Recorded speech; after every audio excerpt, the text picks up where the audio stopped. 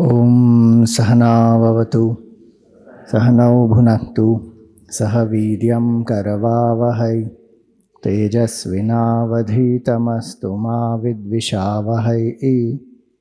ॐ शान्ति शान्ति शान्तिः।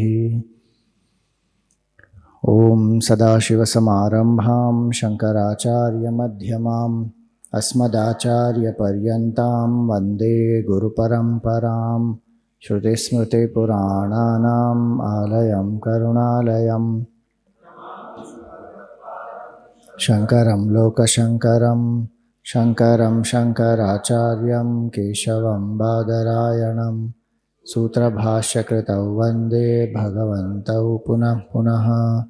ईश्वरो गुरुरात्मेति मूर्तिभेदविभागिने व्योमवद्व्याप्तदेहाय दक्षिणामूर्तये नमः। समस्तजनकल्याणे निरतं करुणामयं नमामि चिन्मयं देवं सद्गुरुं ब्रह्मविद्वरम्। हरिओम, सभी को प्रणाम। प्रतिज्ञा वाक्य में 3 भाग थे। साधन चतुष्टय संपन्न अधिकारिणाम मोक्ष साधनभूतम तत्व विवेक प्रकारम वक्ष्यामः। तो इसका एक भाग समाप्त हुआ जो है साधन चतुष्टय संपन्न अधिकारिणाम। अब ऐसा जो साधन चतुष्टय संपन्न अधिकारी है, जैसे हमने पहले भी कहा, या तो साधन चतुष्टय को धारण करके फिर गुरु के पास जाएं और वहाँ पर भी वो साधन चतुष्टय की तीव्रता बढ़ती जाए, या फिर कई बार होता है कि गुरु के पास जाने के बाद, सत्संग के बाद फिर साधन चतुष्टय कल्टीवेट होते हैं, शुरू होते हैं। तो ऐसा शिष्य जो है, जो ज्ञान प्राप्ति के लिए गुरु के पास जाता है साधन चतुष्टय के साथ, वो आइडियल सिचुएशन है। तो अब यहाँ पर ये तत्व विवेक दूसरा भाग जो है उसके बारे में बताएंगे। तो शिष्य गुरु से जाकर क्या प्रश्न पूछते हैं? तत्व विवेक कह आत्मा सत्यम तदन्यत् सर्वं मिथ्येति। तो जब यहाँ पर ये प्रश्न पूछा है कि तत्व विवेक क्या है, ये आवश्यक है समझना कि कोई सद्गुरु के पास जब जाते हैं तो क्या पूछना चाहिए। क्योंकि जो हमें सत्य का ज्ञान देते हैं वो है सद्गुरु। सबसे सूक्ष्म है सत्य का ज्ञान, सबसे सूक्ष्म है सत्य, ब्रह्म, आत्मा।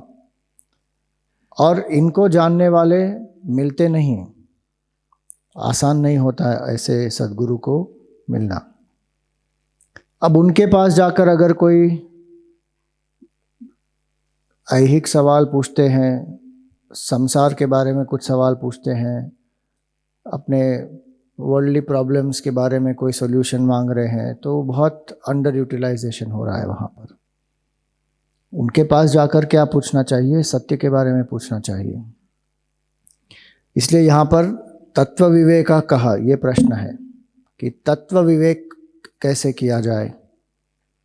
और तत्व विवेक का अर्थ क्या होता है? यहाँ पर जो हमने देखा, विवेक का अर्थ होता है पृथक्करण। तो तत्व क्या है और जो आत्मा क्या है, अनात्मा क्या है, इसके बारे में पूछ रहे हैं। तो तत्व विवेक का कहा, ये प्रश्न है शिष्य का। तो गुरु ने क्या उत्तर दिया वहाँ पर? आत्मा सत्यम, आत्मा ही केवल सत्य है। तदन्यत् सर्वम मिथ्या इति, उसके अलावा जो कुछ है वो सब मिथ्या है। पहले क्या कहा था? नित्य अनित्य वस्तु विवेक में क्या कहा था? नित्यम वस्तु एकम ब्रह्म तदन्यत् सर्वम अनित्यम, उसके अलावा सब कुछ अनित्य है।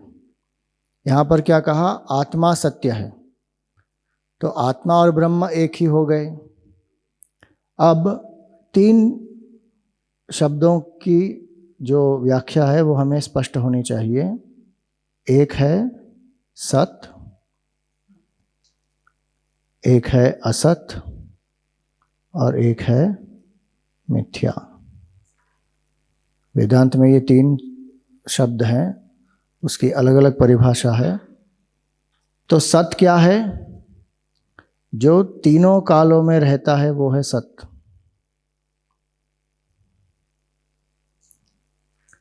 अबाध्य रहता है वो है सत।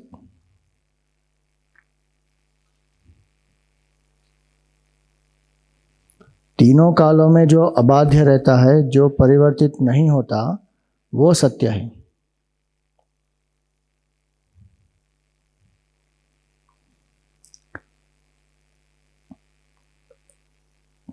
असत क्या है?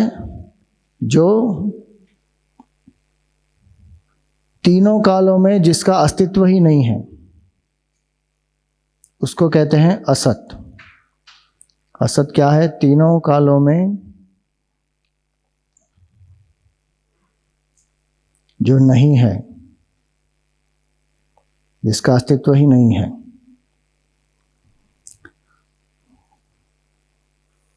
और मिथ्या क्या है? जो सत और असत नहीं है, उसके बीच में, मतलब जो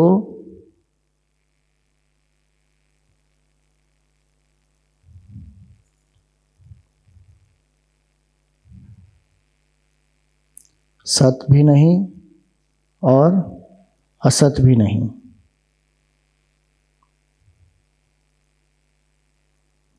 अर्थ क्या हुआ? जो है नहीं लेकिन प्रतीत हो रहा है।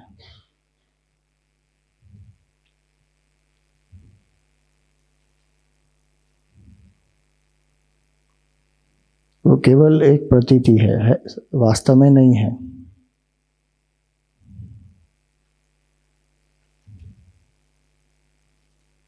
अब इन सब के उदाहरण क्या हैं? तो सत, जो तीनों कालों में एक समान जो रहता है, अबाध्य जो रहता है। तो एक, अगर सत के लिए तो सत के सिवा और कोई दूसरा उदाहरण हो नहीं सकता, क्योंकि वो एक ही वस्तु है जो तीनों कालों में अबाध्य रहती है, और वो है सच्चिदानंद ब्रह्म।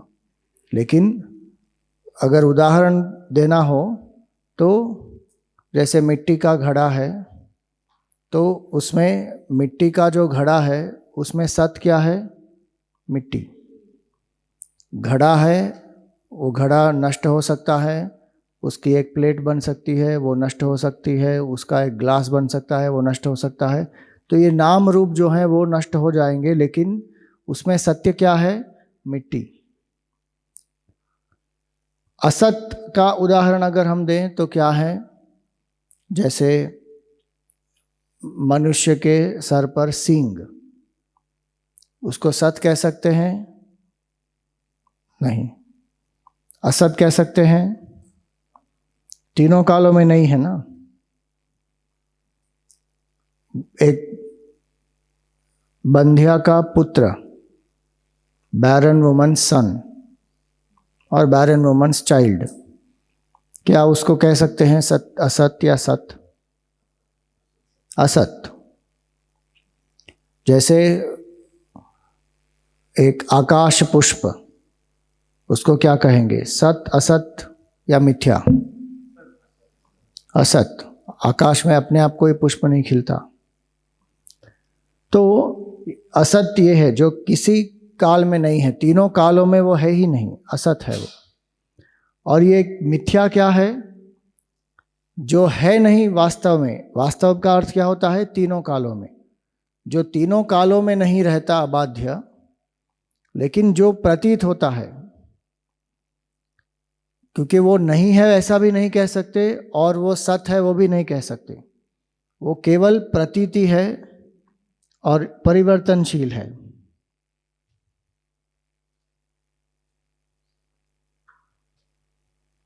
तो मिथ्या है।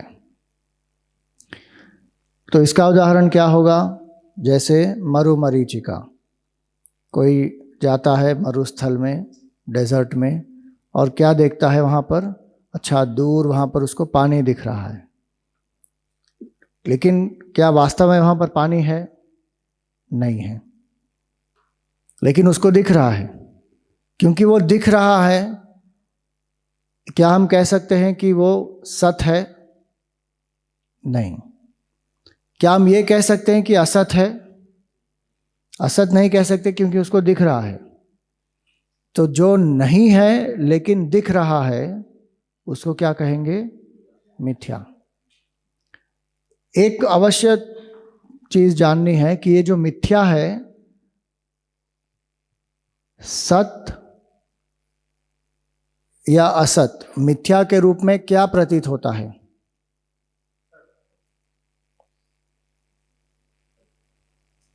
क्या असत मिथ्या के रूप में प्रतीत हो सकता है?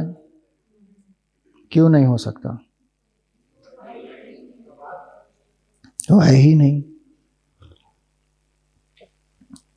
तो मिथ्या के रूप में जो प्रतीत होगा वो क्या प्रतीत होगा? सत ही प्रतीत होगा। उस उदाहरण में, मरुमरीचिका के उदाहरण में, जो पानी के रूप में दिख रहा है वो क्या है? सत मिथ्या की बात नहीं कर रहा हूं मैं, पदार्थ की बात कर रहा हूं। पानी के रूप में क्या दिख रहा है? मिट्टी दिख रही है ना। मिट्टी ही सूर्य के प्रकाश के कारण ऐसे दिख रही है जैसे वहां पर जल है। वहां पर आप जाके देखेंगे तो सत क्या है? वहां पर मिट्टी है। उदाहरण का लिमिटेशन है वहां पर कि वहां पर मिट्टी ही सत है। आपको वो जो मरुमरीचिका है वो उसके ऊपर ही दिखेगी।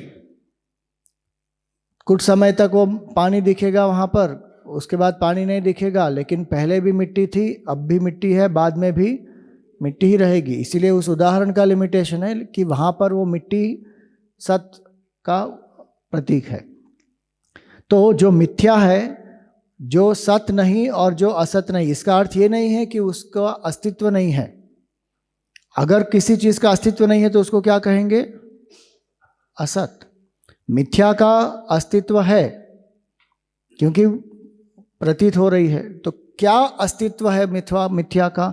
ये सत ही जो है वो मिथ्या के रूप में प्रतीत हो रहा है। इसलिए वहां पर कुछ है नहीं ऐसा नहीं है। वहां पर जहां मिथ्या है वहीं पर सत्य है। जहां पर जो रज्जु और सर्प का भी उदाहरण दिया जाता है वेदांत में, जहां पर रज्जु है वो रज्जु ही सर्प के रूप में प्रतीत हो रही है ना। क्या ये कह सकते हैं कि सर्प नहीं है तो वहां पर कुछ नहीं है? पानी नहीं है मरुमरीचिका में तो कुछ नहीं है वहां पर? नहीं। जो मिट्टी है वही पानी के रूप में प्रतीत हो रही है, जो रज्जु है वही सर्प के रूप में प्रतीत हो रहा है। और इसलिए कोई जो कहता है कि ये पूरे सृष्टि का आधार कुछ नहीं है, शून्य है, तो फिर वो गलत है। हम संसार को मिथ्या क्यों कहते हैं? जब यहां पर कहा आत्मा सत्यम, आत्मा ही सत्य है जो तीनों कालों में रहती है, अपरिवर्तनशील। और उस आत्मा के लक्षण क्या है या उसका स्वरूप क्या है वो आगे बताएंगे। तो आत्मा सत्यम तद अन्यत् सर्वम मिथ्या इति, बाकी सब जो है आत्मा को छोड़कर सब कुछ मिथ्या है। मिथ्या क्यों कहा यहां पर? असत कह देते, मिथ्या क्यों कहा? क्योंकि प्रतीत हो रहा है ना। अगर असत है तो वो प्रतीत भी नहीं होगा, उसका अनुभव भी नहीं होगा। तो इसीलिए पूरी सृष्टि में जब हम कहते हैं कि पूरी सृष्टि ये मिथ्या है, इसका अर्थ ये हुआ कि ये एक केवल आभास है, केवल एक प्रतीति हो रही है यहाँ पर। और वो क्या है? सत्य ही इस रूप में प्रतीत हो रहा है हमको। तो ये तीन शब्द जानना बहुत आवश्यक है। आत्मा सत्यम तदन्यत् सर्वम मिथ्या। और सब कुछ मिथ्या क्यों कहा जा रहा है? क्योंकि यहां पर सब कुछ क्या है? परिवर्तनशील है। उसका जो दृष्टा है वो आत्मा परिवर्तन रहित है। तो इसलिए आत्मा सत्यम तदन्यत् सर्वम मिथ्या इति। अब अगर हम सबको मिथ्या मानेंगे, तो फिर वो क्या होगा? मिथ्या का जो दृष्टा है वो आत्मा परिवर्तनशील है। उसका जो दृष्टा है वो आत्मा परिवर्तन रहित है। तो इसलिए आत्मा सत्यम तदन्यत् सर्वम मिथ्या इति। अब जब अगर हम सबको मिथ्या मानेंगे, तो तो क्या होगा? जैसे ही हम जान जाएं कि ये तो मिथ्या है, ये सत्य नहीं है, ये मिथ्या है, तो दो चीज़ें होंगी। जैसे ही कोई जान जाएगा कि ये मरुमरीचिका है, यहाँ पर पानी नहीं है, तो क्या होगा? उसकी जो पानी पीने की इच्छा है, उसके कारण वो उस मरुमरीचिका की तरफ भाग रहा है, उसका भागना बंद हो जाएगा। क्योंकि जहाँ पानी नहीं है वहाँ मैं क्यों भाग कर जाऊं? तो फिर क्या होगा उसके बाद? अगर वहाँ पानी नहीं है तो वहाँ क्या है? वहाँ मिट्टी है। वो मुझे जानकर उसका वो मिथ्या का निवारण हो जाएगा। और कहाँ पानी मिलेगा, फिर उसकी खोज शुरू हो जाएगी। अगर मुझे लगता है कि वो पानी जो दिख रहा है वहाँ पर पानी है, तो मैं क्या करूँगा? उसकी तरफ भागूंगा। इसी तरह हमको लगता है कि ये संसार सत्य है। तीन चीज़ें हमको लगती है संसार के बारे में। एक है सत्यत्वम, एक है नित्यत्वम, और एक है सुखित्वम। हमको लगता है संसार सत्य है, ये हमेशा रहेगा, और इसमें सुख है। ये तीन लक्षण है किसके? संसार के, हमारी समझ में। और इसके लिए क्या हो रहा है? क्योंकि मुझे ये सत्य लग रहा है और ये हमेशा रहेगा, मुझे लग रहा है कि इसमें सुख है, तो इसके पीछे मैं भाग रहा हूँ। किसी वस्तु, विषय, व्यक्ति, परिस्थिति, इससे मुझे सुख प्राप्त हो जाए, वहाँ चला जाऊँ सुख हो जाए, ये बन जाऊँ तो सुखी हो जाऊँगा। और क्षणिक सुख तो मिल ही जाता है, लेकिन जो परम आनंद की हमारी मांग है वो कभी पूर्ण ही नहीं होगी। क्यों? क्योंकि वहाँ पर है ही नहीं। क्या मरुमरीचिका से किसी की प्यास बुझ सकती है? आप ये जो उदाहरण है ना, थोड़ा और उस पर विचार करेंगे तो समझ में आएगा। संसार में जो हम भोग भोग रहे हैं उससे हमको क्षणिक तृप्ति तो मिल रही है, क्षणिक आनंद मिल रहा है, नश्वर सुख तो मिल रहा है ना। लेकिन मरुमरीचिका का एग्जाम्पल जब हम सोचते हैं, तो क्या मरुमरीचिका के प्रतीति से हमको कोई भी प्यास थोड़ी भी कम होगी क्या? क्षण भर के लिए भी नहीं होगी। इसीलिए वेदांत की दृष्टि से तो जो हमको क्षणिक सुख भी मिल रहा है ना, वो एक्चुअली सुख भी नहीं है, वो केवल हमारे मन का एक खेल है, इंद्रियों का खेल है बस। आज सुबह आपने खाया ना जो सब कुछ मिक्स किया हुआ, कुछ लोगों को बहुत अच्छा लगा, ओरिजिनल से भी अच्छा वो मिक्स्ड वाला लगा, और कुछ लोगों को अच्छा नहीं लगा। अगर उसमें सुख होता तो सबको अच्छा लगता ना। जिसकी इंद्रियों का जो भाव था उसके उस अनुसार उसको वो अनुभव हुआ। तो एक्चुअली वहाँ पर सुख नहीं है। हमको लगता है कि सुख है, तो हमारा मन खेल रहा है उसके साथ। इसलिए जो समझ जाता है कि नहीं ये तो मिथ्या है, तो फिर क्या हो जाएगा? इसके पीछे भागने की जो ये हमारी लालसा है ना, ये ले लूँ, वो ले लूँ, ये बन जाऊँ, वो बन जाऊँ, वो कम हो जाएगी। जब वो कम हो जाएगी तो व्यक्ति तमोगुणी नहीं बनेगा। व्यक्ति क्या करेगा? अगर ये मिथ्या है तो सत्य क्या है? सत्य की खोज में मन की दिशा बदल जाएगी, और फिर वो सत्य को प्राप्त करके तृप्त हो जाएगा। जो संसार में भाग भाग के सब कुछ प्राप्त करने के बाद भी अपूर्णता का अनुभव है, वो क्या होगा? उसको संसार के पीछे जो भाग रहा है वो बंद हो जाएगा, और सत्य की खोज शुरू हो जाएगी। सत्य की खोज करते करते सत्य को प्राप्त हो जाएगा, पूर्ण तत्व का अनुभव हो जाएगा। तो इसीलिए यहाँ पर जो कहा, आत्मा सत्यम तदन्यत सर्वम मिथ्या, इसके अलावा सब कुछ जो है वो मिथ्या है। अब आगे बढ़ते हैं कि इसमें आत्मा क्या है। पहली बार इसमें आत्मा शब्द का प्रयोग हुआ है। इसके पहले जो विवेक किया था ना, जिसके बारे में हमने देखा, साधन चतुष्टय का जो विवेक है वो नित्य और अनित्य का विवेक है। उसमें अनित्य शब्द का अर्थ होता है जो नश्वर है। उसमें अनित्य शब्द का ये असत अर्थ नहीं होता। जो नित्य है अर्थात शाश्वत है, और जो अनित्य है अर्थात नश्वर है। तो नश्वर और शाश्वत का विवेक करते हुए व्यक्ति तत्व विवेक पर आता है कि अगर ये सब नश्वर है तो शाश्वत क्या है, तो वो तत्व मुझे जानना है। तो वो गुरु के पास आया कि तत्व विवेक कहा। तब गुरु ने क्या कहा, शाश्वत एक ही है, वो है आत्मा। आत्मा सत्यम, सत्य और शाश्वत एक होता है। तदन्यत सर्वम मिथ्या, उसके अलावा जो कुछ है वो मिथ्या है। गुरु ने ये नहीं कहा तदन्यत सर्वम असत, क्योंकि प्रतीत हो रहा है ना, दिख रहा है। अगर वो असत कह देते उसका अर्थ है कि ये है ही नहीं, तो फिर कंफ्यूजन हो जाती।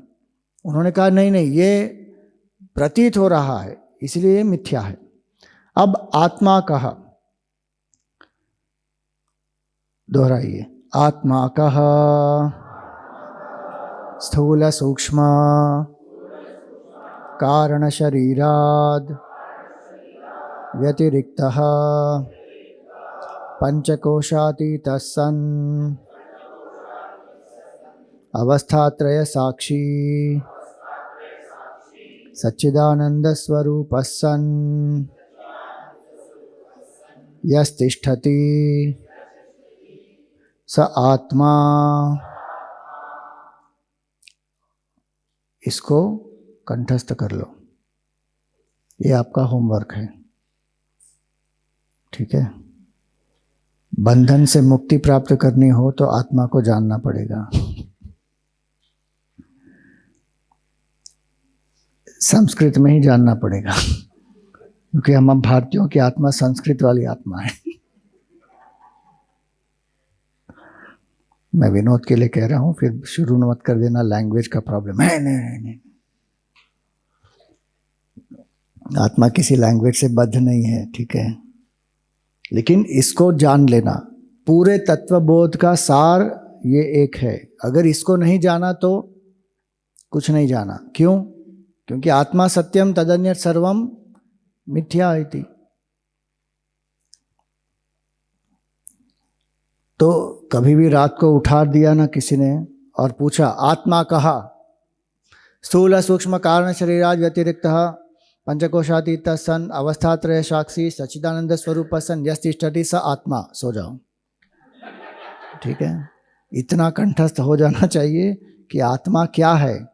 क्योंकि आत्मा क्या है, कोई आत्मा का परिचय है क्या? किसका परिचय है ये? स्वयं का, हमारे स्वरूप का परिचय ये है। अगर आपको कोई पूछेगा आप कौन हैं, तो आप क्या कहेंगे? अपना नाम बताना भैया। व्यावहारिक जगत में अगर कोई पूछता है कि आप कौन हैं, अपना नाम बोलना। अब एयरपोर्ट पे जाओगे और वो कोई ऑफिसर है आपको बोलेगा आप कौन है, तो बोले स्थूल सूक्ष्म कारण शरीराद व्यतिरिक्त। व्यावहारिक जगत में आप कौन है वही आप बताना, लेकिन अपने समझ के लिए ये क्लियर होना चाहिए कि आप कौन हैं। आप ये शरीर मन बुद्धि नहीं है, आप क्या हैं? आत्मा।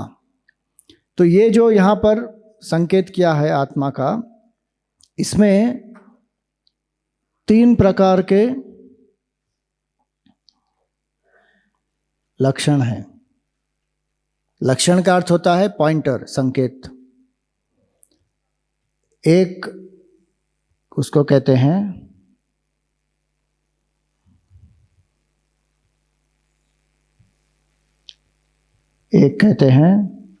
स्वरूप लक्षण।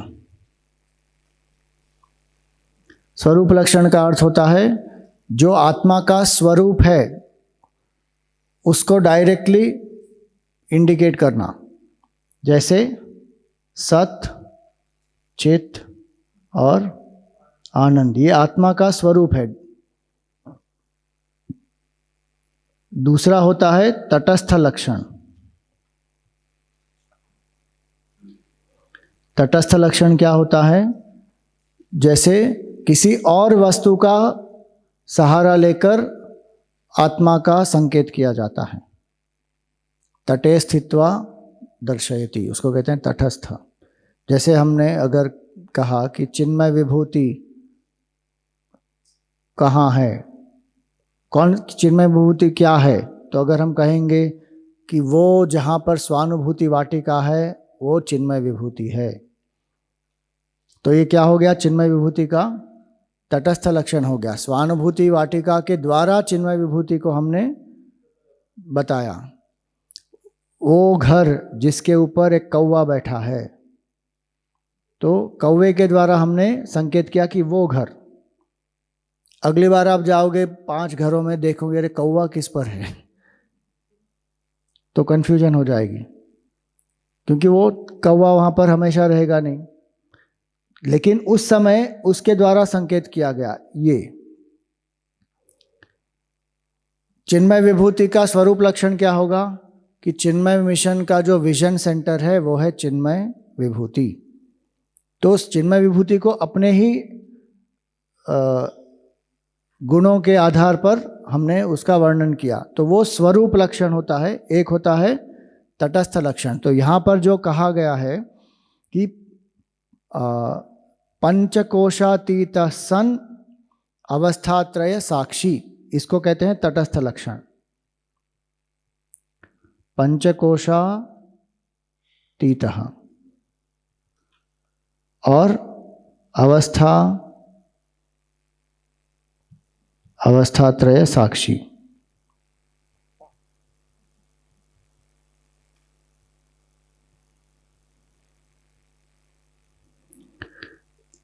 पंचकोशों के द्वारा आत्मा का संकेत किया गया है कि ये पंचकोश से अतीत है, वो है आत्मा। अवस्थात्रयों का जो साक्षी है वो है आत्मा। सच्चिदानंद स्वरूप में क्या हुआ, उसका स्वरूप ही लक्षण है, वो किसी और माध्यम से बताने की जरूरत नहीं है, उसके ही स्वरूप के लक्षण से बता दिया। और तीसरा है अतद व्यावृत्ति लक्षण, जो वो नहीं है, अतद। स्थूल सूक्ष्म कारण शरीराद व्यतिरिक्तः, ये अतद व्यावृत्ति लक्षण हो गया। स्थूल सूक्ष्म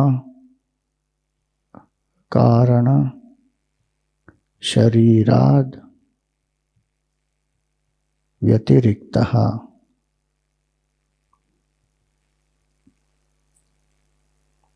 कि जो स्थूल शरीर नहीं है, सूक्ष्म शरीर नहीं है, कारण शरीर नहीं है, उसको नेगेट कर दिया, अतद व्यावृत्ति लक्षण कहते हैं उसको।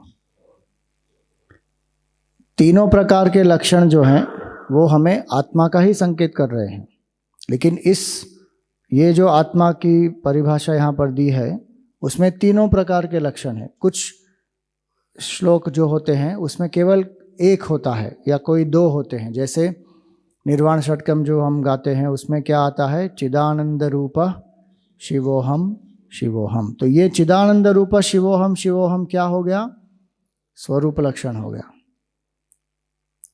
मनोबुद्धि हंकार चित्तानि नाहम, न च श्रोत्र जिह्वे न च घ्राण नेत्रे न च व्योम भूमिर न तेजो न वायु, ये क्या हो गया, अतद व्यावृत्ति लक्षण हो गया कि मैं मन नहीं हूँ, मैं बुद्धि नहीं हूँ, मैं चित्त नहीं हूँ, मैं अहंकार नहीं हूँ, मैं 5 जो महाभूत है वो मैं नहीं हूँ, 5 जो इंद्रिय हैं वो मैं नहीं हूँ। तो वो अतद व्यावृत्ति हो गया। तो निर्वाण षटकम के पहले श्लोक में 2 प्रकार के लक्षण है, अतद व्यावृत्ति और स्वरूप लक्षण। तो अब इसका अर्थ क्या हुआ, स्थूल सूक्ष्म कारण शरीराद व्यतिरिक्तः, 3 शरीरों से जो अलग है। देखिए, पहले वेदांत में आने से पहले मुझे तो पता भी नहीं था कि हमारे 3 शरीर है, हमको तो लगता है कि एक ही शरीर है ये। फिर सूक्ष्म शरीर है, चलो ठीक है, मन है वो तो पता होता है, लेकिन सूक्ष्म शरीर क्या है पूर्ण रूप से वो भी नहीं पता होता हमको। और एक कारण शरीर है, ये तो किसको पता, सामान्य रूप से तो हमको पता ही नहीं होता, जब तक वेदांत में नहीं आते तब तक ये सब समझ में भी नहीं आता। तो स्थूल सूक्ष्म कारण शरीराद व्यतिरिक्त, जो 3 शरीरों से परे है, अलग है। तीन शरीर क्या है वो आगे बताएंगे। पंचकोशातीत, पंचकोशों से अतीत जो है, अन्नमय कोश, प्राणमय कोश, मनोमय कोश, विज्ञानमय कोश और आनंदमय कोश।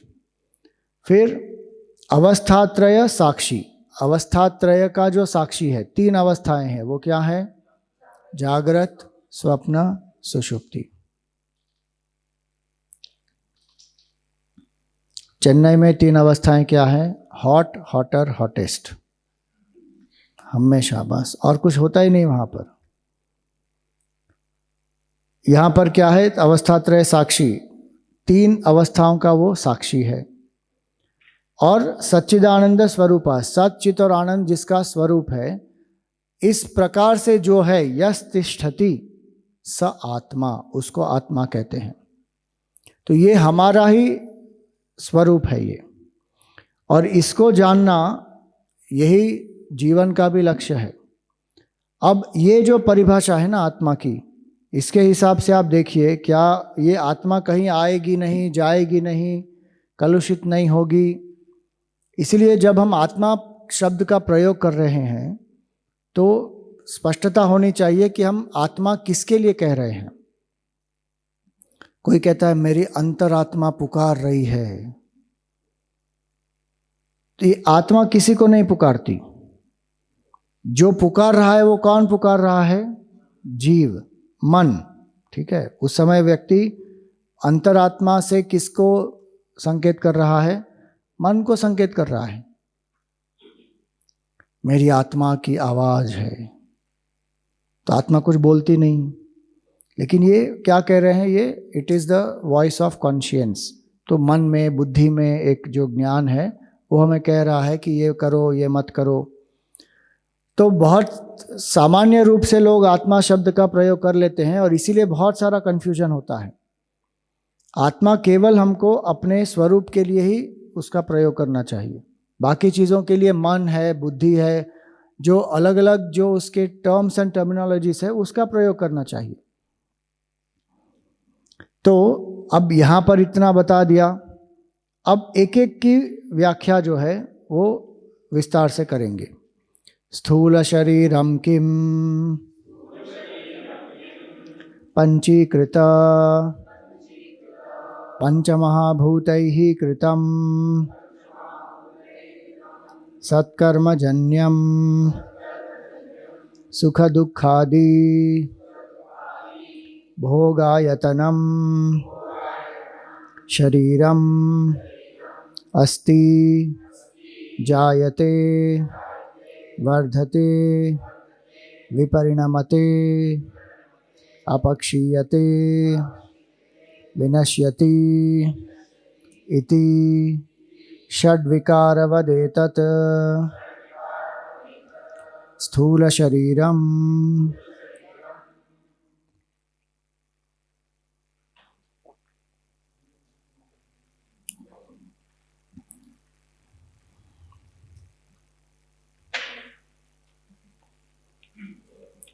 ये आत्मा जो है ना, इसका जो एक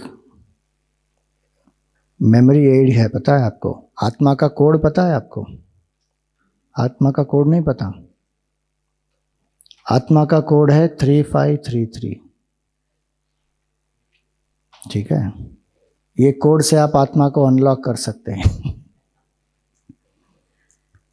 कैसे है वो? 3533 आसान है ना। स्थूल सूक्ष्म कारण शरीराद व्यतिरिक्तः, फिर पंचकोशातीतः, फिर अवस्थात्रय साक्षी, फिर सच्चिदानंद स्वरूप। हो गया, आत्मा का कोड है 3533। इसको और सिंप्लीफाई करना है तो आप कर सकते हो ना, 3 to the power 3 and 5 वो भी आप कर सकते हो, आपके ऊपर है। 3 cube 5 आत्मा का कोड है। तो कोई अगर आपको पूछे आप कौन हैं तो क्या कहेंगे? 3533 हु आर यू? 3533 स्थूल सूक्ष्म शरीर, स्थूल शरीर क्या है? अब यहां पर आते हैं वापस। स्थूल शरीरम किम पंचीकृत, जो 5 महाभूत हैं वो स्थूल रूप में जब एक दूसरे से मिल जाते हैं उसको कहते हैं पंचीकरण। वो आगे आएगा। पंचीकृत पंच महाभूत ही कृतम, ये शरीर किससे बना है? पंच महाभूतों से बना है। जो स्थूल महाभूत हैं वो पंचीकृत महाभूत का एक दूसरा सरल एक्सप्रेशन क्या है? स्थूल महाभूत। एक सूक्ष्म तन्मात्रा होती है, एक है स्थूल महाभूत। तो पंचीकृत पंच महाभूत ही कृतम, ये शरीर बना है पंच महाभूतों से। सत्कर्मजन्यम, बहुत सारे जन्मों के सत्कर्मों के कारण मनुष्य का देह प्राप्त होता है। मनुष्य देह की विशेषता क्या है? बुद्धि, सूक्ष्म बुद्धि। मनुष्य शब्द जो है ना बहुत सुंदर है। मनुष्य शब्द का अर्थ क्या होता है? मनसा सीव्यति इति मनुष्यः, जो मन से कल्पना करता है वो है मनुष्य। मनसा सीव्यति, कल्पना करता है। जो कुछ संसार में प्रगति हुई है वो मन से हुई है ना, मनुष्य के मन के कारण हुई है। सोच सकता है, कल्पना कर सकता है, उसको मैनिफेस्ट कर सकता है, ये शक्ति है मन में।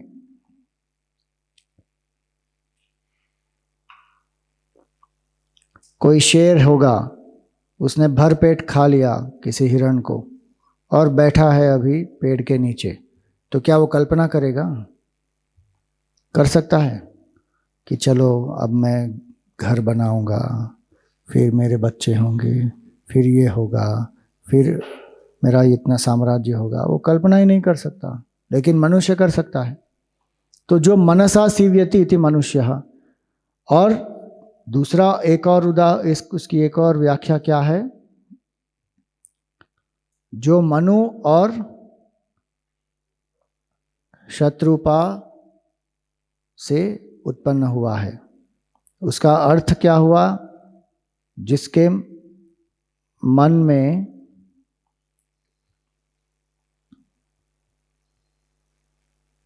भक्ति है और जो श्रद्धा रूपा है। बुद्धि में श्रद्धा है ना, देखा था हमने सुबह, श्रद्धा बुद्धि की क्वालिटी है। मन में भक्ति है और बुद्धि में श्रद्धा है, तो वो मनुष्य है।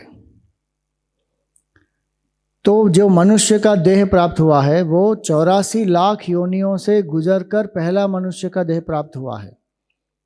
आसान नहीं होता मनुष्य का देह प्राप्त करना। और किसी को लगता है कि once a human always a human, ये हमारे शास्त्र तो नहीं कहते कि once a human always a human. मनुष्य का शरीर प्राप्त होने के बाद भी व्यक्ति दूसरे किसी भी योनि में जा सकता है। बहुत सारे उदाहरण हैं शास्त्रों में। भरत राजा क्या बन गए थे? हिरण बन गए थे।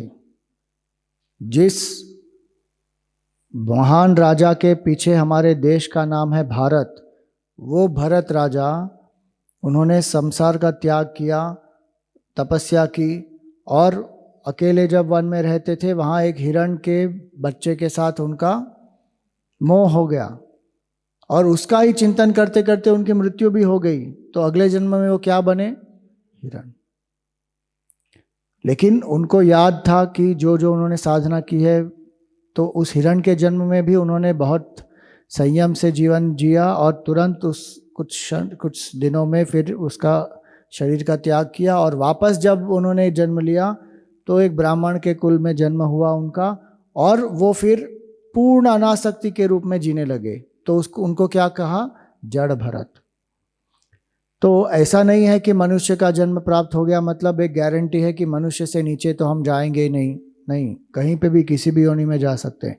और इसीलिए वापस कब मनुष्य जन्म प्राप्त होगा वो कोई गारंटी नहीं है। इसीलिए जब ये अवसर प्राप्त है तो क्या करना चाहिए? सदुपयोग करना चाहिए। ये जो मनुष्य का शरीर है, शरीर किसको कहते हैं? शीर्यमाणत्वात्। जो नश्वर है, जो नष्ट हो जाएगा, शीर्यमाणत्वात् शरीरः। तो ये जो शरीर है ये नष्ट तो हो ही जाएगा, और इसलिए इसको क्या कहा, शरीरम आद्यम खलु धर्म साधनम, कि शरीर ही सबसे पहला धर्म करने का साधन है, साधना करने का साधन है। इस शरीर का उपयोग उसके लिए करना चाहिए, साधना के लिए करना है। शरीर हमको भोग के लिए नहीं दिया गया है। भोग योनि है ना, 84 लाख योनि भोग की योनि है, लेकिन मनुष्य की योनि कौन सी योनि है, कर्म योनि है। ये मनुष्य जन्म की विशेषता है कि मनुष्य योनि कर्म योनि है।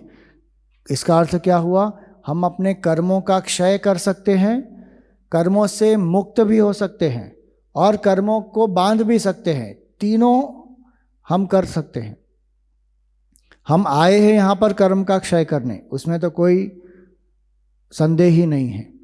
लेकिन कर्म क्षय करते करते दो चॉइसेस है हमारे पास, या तो कर्म का क्षय ऐसे करो कि नए कर्म न बांधे और मुक्त हो जाओ, या कर्म का क्षय ऐसे करो कि कर्म करते करते क्षय करते करते और कर्म संचित करके निकल जाओ यहाँ से। तो और जन्मों के लिए हमने बीज बो दिए। तो ये स्वतंत्रता जो है कर्म करने की, ये मनुष्य में ही है और किसी योनि में नहीं है। वो भोग योनि कहलाती है। उसमें केवल भोग कर सकते हैं, कर्मों का क्षय हो सकता है, लेकिन वहाँ से मुक्ति भी नहीं प्राप्त हो पाएगी। अगर आप भागवत जी पढ़ेंगे उसमें तो बहुत स्पष्ट लिखा है कि देवता भी मनुष्य जन्म भारत में प्राप्त करने के लिए लालायित होते हैं कि भारत देश में जिसका जन्म हुआ वो कितने धन्य है। क्यों? क्योंकि इस देश में आत्मा का ज्ञान प्राप्त होता है, इस देश में जीव और ब्रह्म का ऐक्य प्राप्त होता है। ऐसे इतने हजारों संत हुए, ऋषि मुनि हुए, भगवान के भी अवतार यहाँ पर हुए। पुण्य भूमि है ये भारत। और इसलिए जो मनुष्य का शरीर प्राप्त हुआ है वो तो दुर्लभ है ही, भारत में आपका जन्म हुआ वो भी दुर्लभ है। भारत में जो उसकी धरोहर है आत्मज्ञान, उससे आप परिचित हो रहे हैं, वो भी दुर्लभ है। ये साधारण चीज़ें है ही नहीं, उसको टेकन फॉर ग्रांटेड नहीं करना चाहिए। पूरे देश में, पूरी दुनिया में आप देख लो कितने 8 अरब लोग हैं ना, 8 बिलियन, अरब कहें कि खरब, खरब ना, अरब नहीं, अरब का अर्थ मिलियन होता है ना।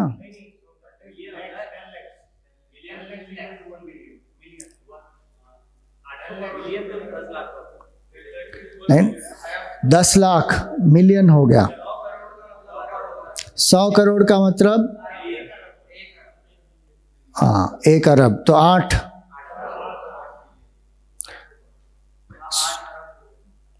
8 अरब हुए ना।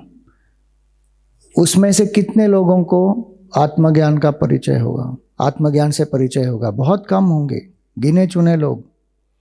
इसीलिए शंकराचार्य जी विवेक चूड़ामणि में क्या कहते हैं, जंतु नाम नर जन्म दुर्लभम। बहुत दुर्लभ होता है ये मनुष्य का शरीर। और लोग क्या कर रहे हैं, छोटी छोटी चीज़ों के लिए सुसाइड कर रहे हैं, मनुष्य का शरीर त्याग दे रहे हैं। अरे जो क्षमता दी है भगवान ने, एक धृति होनी चाहिए, उत्साह होना चाहिए, एक तितिक्षा का भाव होना चाहिए। तो ये कर्म योनि है। इसीलिए यहाँ पर क्या कहा, सत्कर्म जन्यम। बहुत सारे पुण्य कर्मों के कारण ये इसका हमको एक देह मिलता है। पहला देह जो है वो कब कैसे मिलता है, वो भगवान की कृपा से मिल ही जाता है। जो 84 लाख योनियों से गुजरकर पहला मनुष्य का देह प्राप्त हो जाएगा, वो प्रकृति अपने नियमों के हिसाब से हमको प्रदान कर देती है। उसके बाद हमारा उत्तरदायित्व है कि उस जन्म से हम आगे क्या करें। तो पंचीकृत पंचमहाभूत ही कृतम सत्कर्मजन्यम। अब ये शरीर क्या है, सुख दुखादि भोग आयतनम, सुख और दुख को भोगने का एक साधन है। अर्थात क्या, जैसे मुझे कुछ लिखना है तो उसके लिए ये पेन साधन है, ये कंप्यूटर एक साधन है, बोलना है तो इसके लिए ये माइक एक साधन है। ये मैं नहीं हूँ। इसी तरह शरीर भी एक साधन है, किसके लिए, सुख और दुख का अनुभव करने के लिए। और सुख दुखादि भोग आयतनम शरीरम, इसको शरीर कहते हैं, स्थूल शरीर। अब इसके जो हैं 6 विकार होते हैं। 6 विकार क्या हैं शरीर के? अस्थि मतलब उसका अस्तित्व है, जब माता पिता के संयोग से वो एक फीटस फॉर्म होता है तो अस्थि। फिर जायते, उसका जन्म होता है। फिर वर्धते, बढ़ता है। फिर विपरिणमते, परिवर्तन होता है उसमें। फिर धीरे धीरे अपक्षीयते, बूढ़ा होने लगता है। और फिर विनश्यति, मृत्यु को प्राप्त होता है। ये क्या है? षड विकारवत। ये शरीर के षड विकार हैं। मन के षड विकार क्या है? काम क्रोध लोभ मोह मद और मात्सर्य। और ये शरीर के षड विकार हैं। अस्थि, जायते, वर्धते, विपरिणमते, अपक्षीयते, विनश्यति। लेकिन ये जो हो रहा है, ये किसको हो रहा है? शरीर को हो रहा है। लेकिन हमारा तादाद में शरीर से है, तो हम क्या कहते हैं? मेरा जन्म। स्वामी जी आजकल लोग डालते हैं बर्थडे के लिए, my birthday is coming, 1 month to go, 10 days to go. अरे आप जो अजन्मा है, अपने आप को शरीर से तादाद में करके कह रहे हैं कि मेरा तो जन्म हुआ। बर्थडे क्या है? सेलिब्रेशन। बर्थडे सेलिब्रेशन मतलब क्या? Birthday is the celebration. सुनो इसके बारे में, बहुत सुंदर है ये।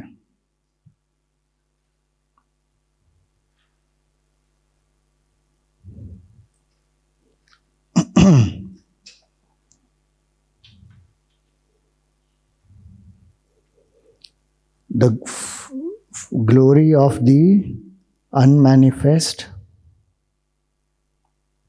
to the misery of the manifest, इसको बर्थडे कहते हैं। जो आपका अव्यक्त स्वरूप है, अनंत अविनाशी स्वरूप है ना, उसकी महिमा को त्याग करके जो एक नश्वर शरीर, व्यक्त शरीर जो है, जिसके षड विकार होते हैं, उस शरीर की जो उसका शरीर का जो दुख है उसको सेलिब्रेट कर रहे हैं कि मैं अपने अजन्मा स्वरूप से एक नश्वर स्वरूप में आया और विनाश की ओर जा रहा हूँ। Happy birthday to you. करो बर्थडे सेलिब्रेट। अब जिसको करना है आप करो, मुझे कोई दिक्कत नहीं है। लेकिन वेदांत की दृष्टि से हम क्या कर रहे हैं? बर्थडे सेलिब्रेशन मतलब क्या? ये मैं हूं, रीइंफोर्स कर रहे हैं। जो मैं अजन्मा हूं वो अपने आप को शरीर से बांध कर क्या कह रहा है कि now I am 25 years old, now I am 27 years old। क्यों भाई? और उसमें भी I am 50 years young. Old नहीं बोलना चाहते, आई एम 50 years यंग। वाह,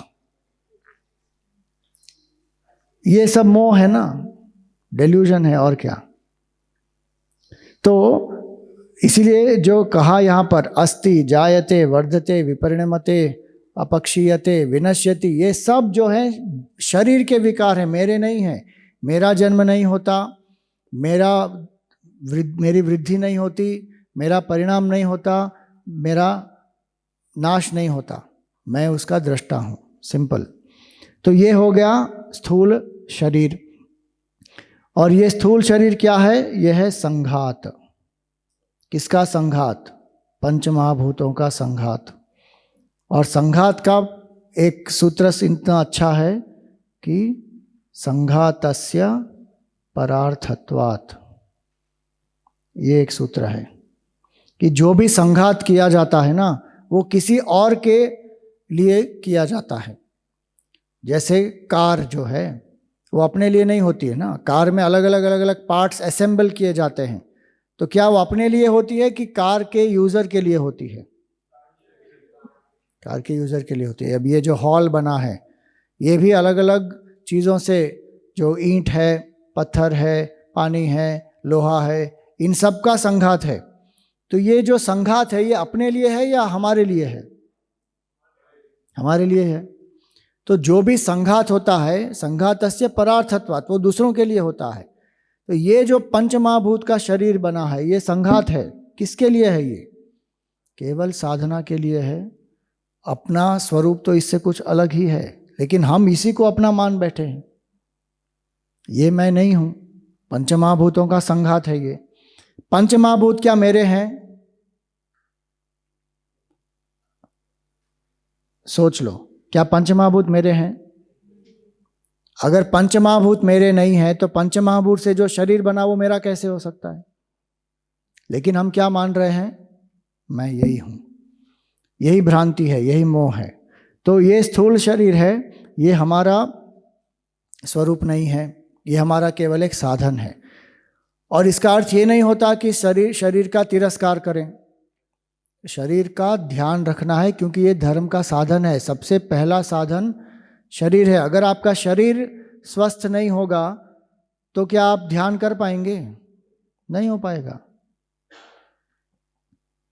कितने सारे लोग जो हैं वो स्पिरिचुअल जो साधना है उसको पोस्टपोन करते हैं, बोले अभी नहीं, अभी तो समय नहीं है, पोस्ट रिटायरमेंट ये सब करेंगे। और पोस्ट रिटायरमेंट शरीर की हालत क्या होती है? ठीक से दिखता नहीं है, बीपी है।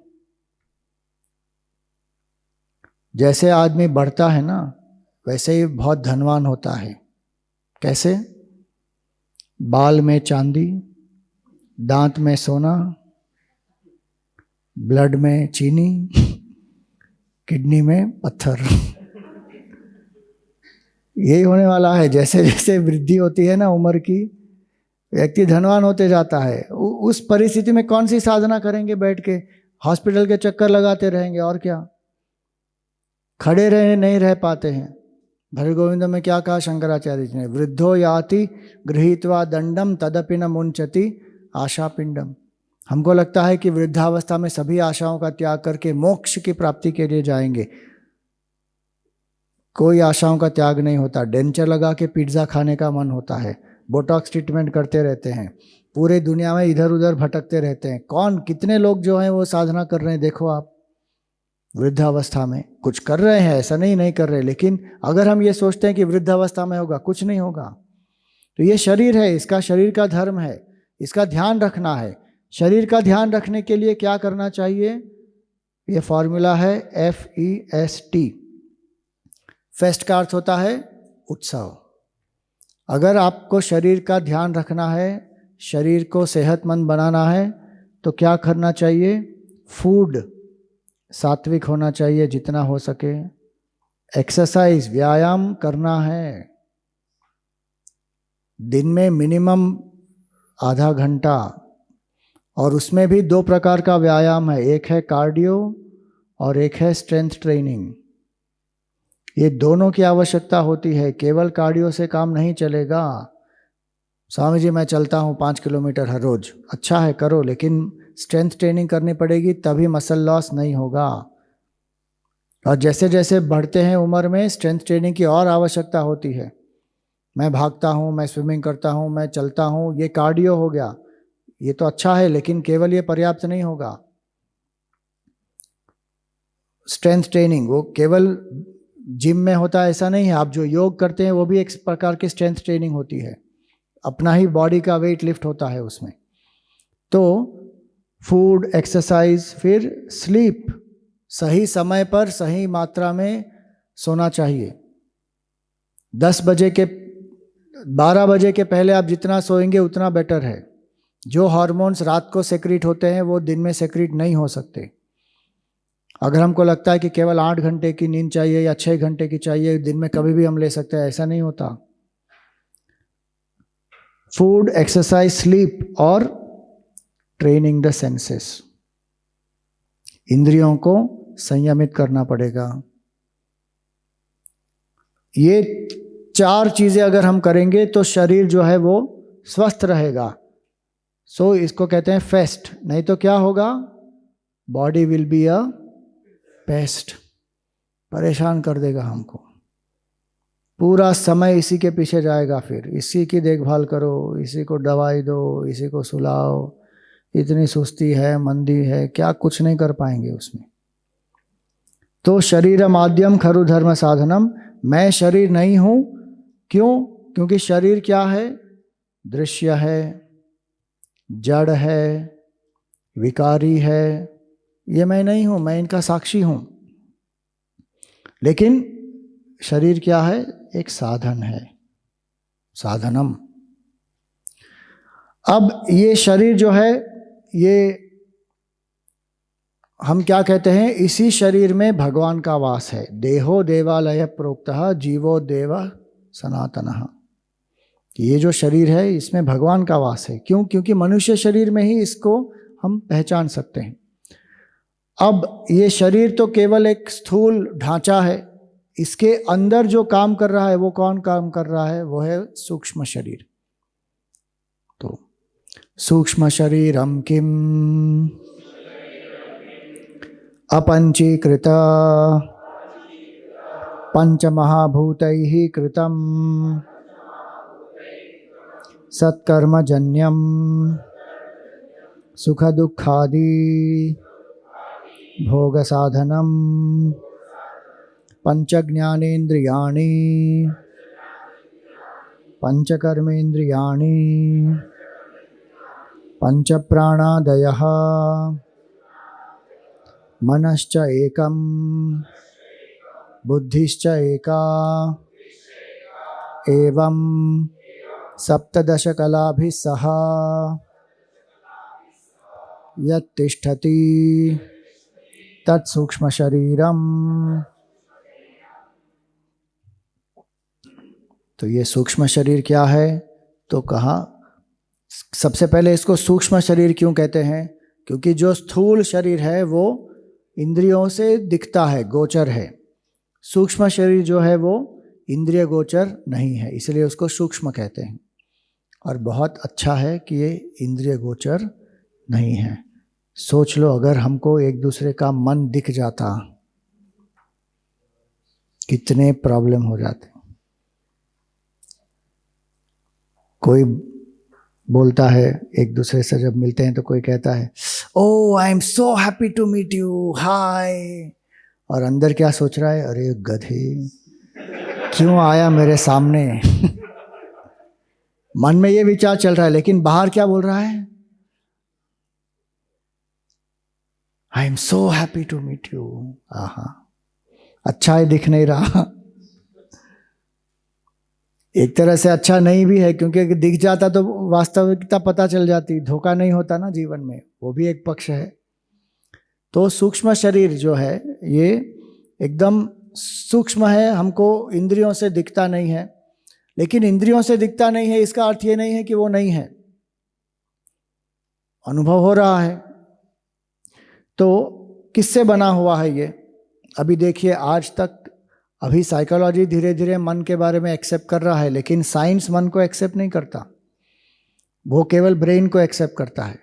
उसको लगता है कि ब्रेन जब तक है तब तक माइंड है, ब्रेन नहीं है तो माइंड नहीं है। ब्रेन और माइंड में क्या फर्क होता है? ब्रेन जो है वो फिजिकल ऑर्गन है, माइंड जो है वो सटल तत्व है जो उसके थ्रू अभिव्यक्त होता है। तो ब्रेन की आवश्यकता है, नो डाउट, किसके लिए? शारीरिक क्रियाओं के लिए, सबके लिए ब्रेन की आवश्यकता है। लेकिन मन जो है उससे सूक्ष्म है, वो ब्रेन के थ्रू काम करता है। और अभी भी वो मन क्या है साइकोलॉजी भी नहीं बता पाएगा आपको, वो केवल ये कहेंगे कि थॉट्स है, इमोशंस है, लेकिन बना किससे है ये? जैसे मिट्टी का घड़ा मिट्टी से बनता है, तो ये सूक्ष्म जो मन है वो किससे बना है? तो वेदांत क्या कहता है? अपंचीकृत पंचमहाभूत ही कृतम, कि हमारा मन भी जो है वो पंचभूतों से बना हुआ है, लेकिन सूक्ष्म पंच महाभूतों से बना है, जो एक दूसरे से मिले हुए नहीं है, जिसमें पंचीकरण नहीं हुआ है। वो प्रोसेस आगे बताएंगे किस तरह हर एक जो महाभूत है दूसरे 4 एलिमेंट से जो मिलता है उसको कहते हैं पंचीकरण। लेकिन जो मिला नहीं है, जो केवल सूक्ष्म तन मात्राओं से बना है, उसको कहते हैं मन। तो अपंचीकृत पंचमहाभूत ही कृतम, इसका अर्थ क्या हुआ? मन भी क्या है? पंचमहाभूतों से बना है, इसलिए मन भी जड़ है। अपने आप में मन भी जड़ है। चैतन्य स्वरूप आत्मा के बिना मन अपने आप कोई काम नहीं कर पाएगा। तो अपंचीकृत पंचमहाभूत ही कृतम सत्कर्मजन्यम, ये भी सत्कर्मों का ही परिणाम है कि मनुष्य देह में एक मनुष्य की बुद्धि जो प्राप्त हुई है ना, बाकी देहों में जो सूक्ष्म बुद्धि है वो प्राप्त नहीं होती। अगर हम मनुष्य देह से अगर हम किसी पशु के देह में गए तो हमारी सूक्ष्म बुद्धि का क्या होगा? वो केवल अव्यक्त रूप में चली जाएगी। जैसे ही मनुष्य देह में वापस आ गया तो क्या हो जाएगा? वो एक्टिवेट हो जाएगी। कैसे?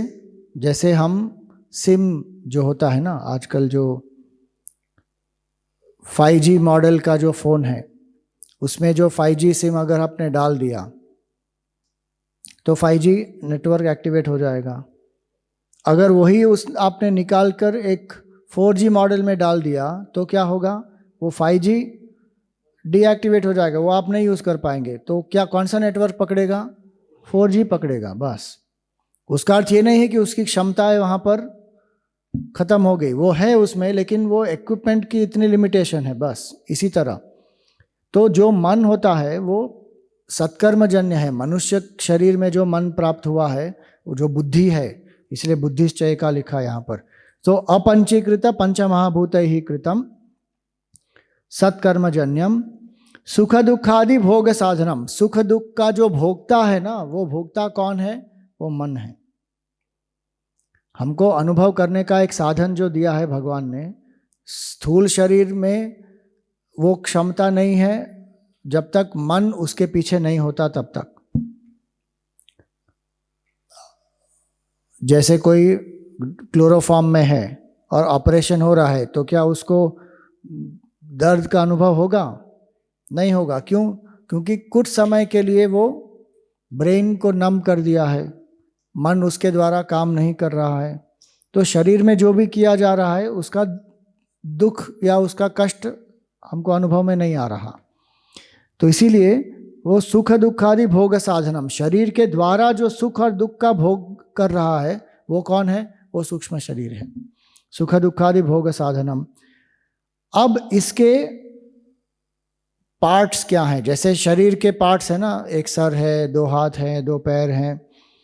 मन के जो अवयव हैं वो क्या हैं? 17 चीजें हैं मन की। अब ये भी हमको नहीं पता था। 17 चीजें क्या है ये? पंच ज्ञान इंद्रियाणि, 5 ज्ञान की इंद्रियां हैं, पंच ज्ञान इंद्रिया। फिर पंच कर्म इंद्रियाणि, 5 कर्म की इंद्रियां हैं। फिर पंच प्राण हैं। फिर एक मन है, एक बुद्धि है।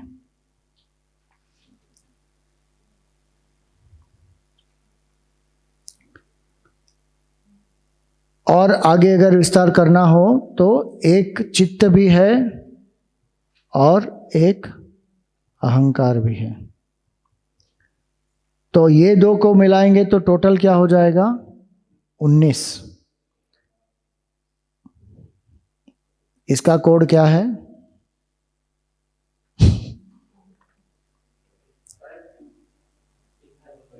5^4 ये इसका क्यों कोड है। पूरा वेदांत आप कोड में बना के सिखा सकते हैं। 3533 आत्मा का कोड है। स्थूल शरीर का कोड एक बना दो, सूक्ष्म शरीर का कोड एक बना दो। अब ये जो सूक्ष्म शरीर है ना, मनश्च एकम बुद्धिश्च एका एवं 17 कलाभिः सह यत् तिष्ठति तत् सूक्ष्म शरीरम, इस सूक्ष्म शरीर को ही क्या कहा जाता है? जीवात्मा। सूक्ष्म शरीर,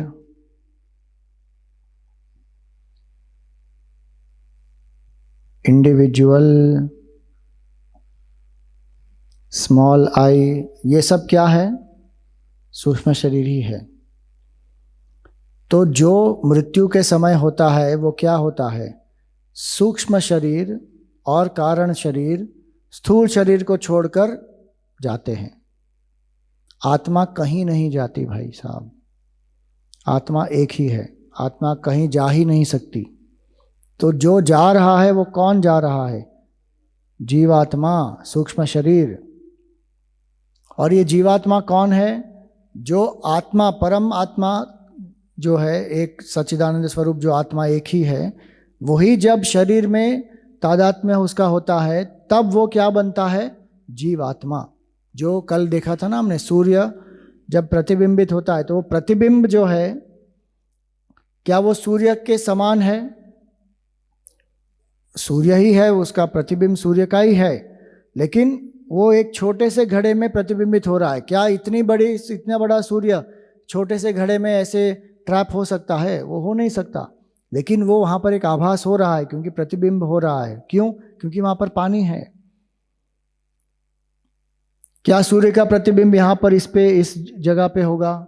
नहीं होगा, क्योंकि इसमें वो क्षमता नहीं है प्रतिबिंब करने की। क्या एक दर्पण में होगा? होगा। क्यों? क्योंकि उसमें प्रतिबिंब करने की एक क्षमता है, तो आपको दिखेगा प्रकाश। तो जो हमारा सूक्ष्म शरीर है उसमें आत्मा का प्रतिबिंब, आत्मा को प्रतिबिंबित करने की क्षमता है। इसलिए हमारे गुरुदेव एक BMI चार्ट दिखाते थे। मैं उसका हिंदी पहले आपको इंग्लिश में बता दूंगा, फिर हिंदी में बताऊंगा।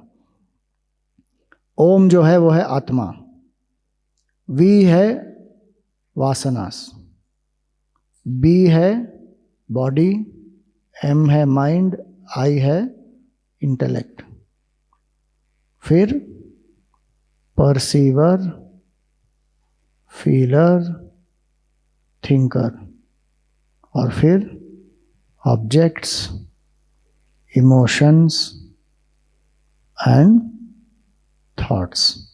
हो गया? इसका अर्थ क्या हुआ कि ये जो ओमकार है यही मन और बुद्धि में प्रतिबिंबित होता है, तो वो सूक्ष्म शरीर बनता है। और फिर वो सूक्ष्म शरीर जब स्थूल शरीर से तादात्म्य करता है तो ये स्थूल शरीर जीवित जैसा प्रतीत होता है, और व्यक्ति को ये परसीवर, फीलर, थिंकर का आभास होता है कि मैं हूँ mister so and so, son of so and so, this is my qualification, this is my achievement. ये जो इंडिविजुअलिटी का आभास होता है ना, अहंकार का, वो ये है परसीवर, फीलर, थिंकर।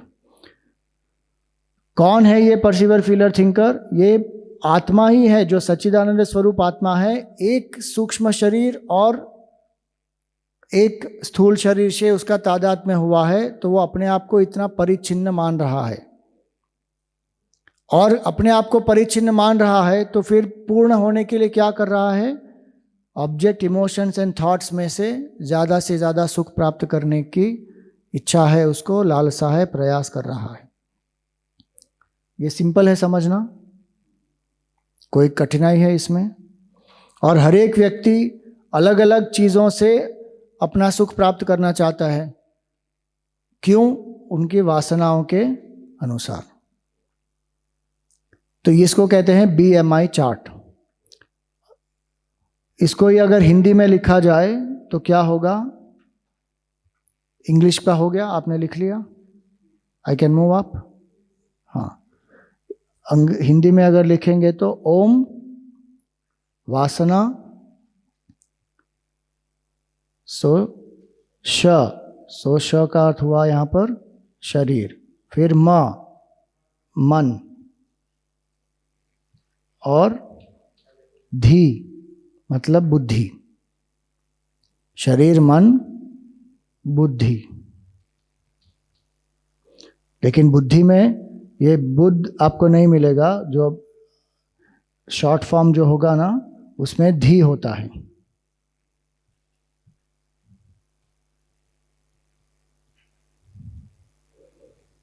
तो मैं बुद्धि को ब्रैकेट में लिख रहा हूँ, यहाँ पर धी लिखेंगे। सो वासना, शरीर, मन और बुद्धि। फिर दृष्टा, भावक और विचारक। दृश्य, भावना और विचार। तो ये जो दृष्टा, भावक और विचारक है ना, ये है हमारा सूक्ष्म, जो हमारा अहंकार है ना, इंडिविजुअलिटी, वो है ये। ओम बुद्धि और मन में प्रतिबिंबित होकर शरीर से तादात्म्य करती है, तब हमको ये अनुभव होता है कि मैं देख रहा हूँ, मैं सुन रहा हूँ, मैं सूंघ रहा हूँ, स्पर्श कर रहा हूँ इत्यादि। मैं भावनाओं का अनुभव कर रहा हूँ तो मैं भावक हूँ। अभी बंधन हो रहा है, अभी मुक्ति हो गई, ये सब भावनाएं जो हैं। और विचार, ये सब जो हैं इसको कहते हैं इंडिविजुअलिटी, इसी को कहते हैं जीवात्मा। जीवात्मा क्या है? आत्मा ही सूक्ष्म शरीर में प्रतिबिंबित होती है, उसको जीवात्मा कहते हैं। अंग्रेजी में अगर हम कहें तो रिफ्लेक्टेड कॉन्शियसनेस इज जीवात्मा। और कॉन्शियसनेस क्या है? इस